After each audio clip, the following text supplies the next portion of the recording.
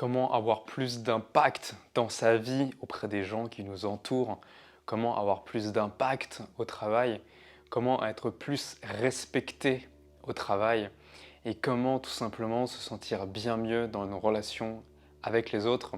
C'est vraiment quelque chose qui est primordial à l'heure actuelle, de se sentir bien avec les autres et de savoir se faire respecter. Et il y a tout simplement plusieurs principes, il y a 3 à 4 principes qu'il faut absolument mettre en place dans sa vie pour être respecté par les gens qui nous entourent au travail, dans nos proches, dans nos relations par exemple. La première règle à mettre en place, c'est tout simplement d'avoir une parole impeccable. Avoir une parole impeccable, c'est très important, c'est même la chose la plus importante, je dirais, parce que la parole que vous allez avoir envers les autres, ce que vous allez dire, va déterminer dans l'esprit des gens avec qui vous allez être ce que vous êtes au fond. Ça va déterminer les valeurs qu'ils vont percevoir de vous. C'est-à-dire que si vous critiquez incessamment, si vous critiquez régulièrement, si vous vous plaignez tout le temps, comme on a l'habitude de le faire en France, si vous faites toutes ces choses-là, vous allez être dans la tête des personnes en face de vous. Vous allez tout simplement être une personne qui se plaint. Donc ça ne va pas forcément être la personne vers qui on va avoir envie de se confier ou vers qui on va avoir envie de trouver des solutions. Parce que la personne qui se plaint toujours, et je vais vous donner un exemple avec ma propre expérience professionnelle, la personne qui se plaint toujours, par exemple, quand vous allez lui parler d'un problème ou quand vous allez lui poser une question ou lui proposer une amélioration aussi, parce que ça c'est quelque chose qu'on fait régulièrement en entreprise, enfin si vous êtes en entreprise et salarié, c'est quelque chose que je vous invite à faire, de proposer des améliorations, parce que déjà vous allez bien vous faire voir, mais au-delà de bien vous faire voir, vous allez tout simplement montrer que vous êtes impliqué dans l'entreprise et ça c'est très important. Et puis tout simplement ça va donner de la valeur aussi à votre travail. Alors si vous arrivez avec une proposition d'amélioration et qu'en face la personne vous répond tout de suite oui mais le problème c'est que cette phrase, oui mais le problème c'est que de 6 mots, c'est la phrase qui tue votre envie et qui montre que la personne en face n'est pas prête. Et elle n'a pas une parole impeccable quand elle dit « oui, mais le problème, c'est que… » Parce qu'à ce moment-là, qu'est-ce qui se passe? On va dans la négativité. Le problème, c'est que… Il faut savoir que le cerveau entend uniquement les mots clés. Donc là, il y a le mot « problème ». Ensuite, il y a le mot « c'est que » et puis ensuite « oui, mais ». Donc tout ça, ça fait en sorte que vous, ou même l'autre personne, si vous vous dites oui mais le problème c'est que, on va se dire mais cette personne-là en fait ne m'écoute pas. Parce que déjà quand on dit mais, c'est qu'on n'a pas écouté la personne qui vient de parler. Quand on dit mais, c'est que la personne qui vient de parler, c'est comme si tout ce qu'elle vient de dire, tout ce qu'elle venait de dire, on l'oubliait, on le mettait à la poubelle. Déjà première chose, ne dites jamais mais. Parce que si vous dites mais comme on vient de le dire, vous allez tout simplement annuler ce que la personne vient de dire, donc ça ne donne pas à la personne qui vient de vous parler l'envie de vous parler encore à nouveau. Donc évitez à tout prix le mot « mais ». Donc qu'est-ce qu'on dit à la place de « mais » Parce qu'évidemment, la première chose qu'on pense quand on parle en français, c'est de dire « c'est intéressant, mais ». Je suis d'accord avec toi, mais. C'est bien, mais.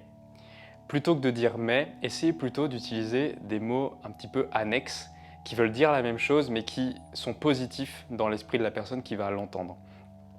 Moi, il y a quelque chose que j'aime bien dire, c'est intéressant ce que tu dis, de laisser une petite pause et là de proposer quelque chose en ajoutant, plutôt qu'en disant mais qui enlève, en ajoutant. C'est intéressant ce que tu dis. Et aussi, est-ce que tu as pris en considération ça? Ou alors, et en même temps, est-ce que c'est vraiment le plus important? Je vais vous faire les deux phrases côte à côte. C'est intéressant ce que tu dis, mais franchement, est-ce que c'est le plus important? Et c'est intéressant ce que tu dis, et en même temps, est-ce que c'est vraiment le plus important? Bon, alors vous voyez que même dans la manière de construire mes deux phrases, je ne l'ai pas fait pareil, parce que la première, ça va droit au but, c'est mais, la deuxième peut faire un petit peu plus de construction, donc je vous invite à vous entraîner, dès que vous avez dans votre tête, à un moment donné, vous parlez, on se parle tous, hein, ne mentez pas, ou dites-le moi dans les commentaires si vous ne vous parlez jamais. À un moment donné, on va se parler, et donc dès que vous vous parlez, transformez tout de suite ce que vous dites, transformez le mais par et en même temps, ou alors et en rajoutant. Ou alors, bon, voilà, c'est déjà un bon début si vous faites ça. J'en profite pour faire un aparté. Salut à toi, jeune pousse. Sur cette chaîne YouTube, on parle d'alimentation, de santé et de développement personnel. En fait, j'aide les gens à se sentir mieux et à atteindre un nouveau stade dans leur vie. Alors si tu veux en apprendre plus, si tu veux devenir un meilleur humain et une meilleure personne, je t'invite à cliquer sur le rectangle rouge en dessous de cette vidéo et à laisser un pouce en l'air. Ça ne coûte rien, c'est sans engagement, tu peux te désinscrire à n'importe quel moment, mais en t'abonnant, tu aides la chaîne et surtout, tu t'assures de ne rater aucune des prochaines vidéos sur la chaîne Alex en Conscience. On continue tout de suite avec la suite de la vidéo. Donc avoir une parole impeccable, c'est vraiment la première chose la plus importante. Mais la parole impeccable, ça passe par le fait de savoir écouter les autres, mais ça passe aussi par le fait de ne pas critiquer, comme je vous l'ai dit au début. Donc ça, c'est vraiment ultra important. La deuxième chose à faire, c'est presque encore plus important, c'est dans la continuité tout simplement, c'est d'avoir tout simplement aucun jugement. Avoir aucun jugement, aucune interprétation de ce que font les autres. Ça passe par quoi? Par exemple, si vous avez un collègue qui réagit mal à ce que vous dites ou que vous voyez agir de telle ou telle manière dans une réunion par exemple, la première chose qu'on va avoir envie de faire, c'est de juger ou c'est d'interpréter, c'est de poser une intention en fait sur ce que cette personne vient de faire. Et on va se dire, elle fait ça parce qu'elle est énervée, elle fait ça parce que ceci. Ou alors, elle aurait pu me prévenir quand même qu'il y avait cette réunion. Franchement, c'est vraiment pas cool.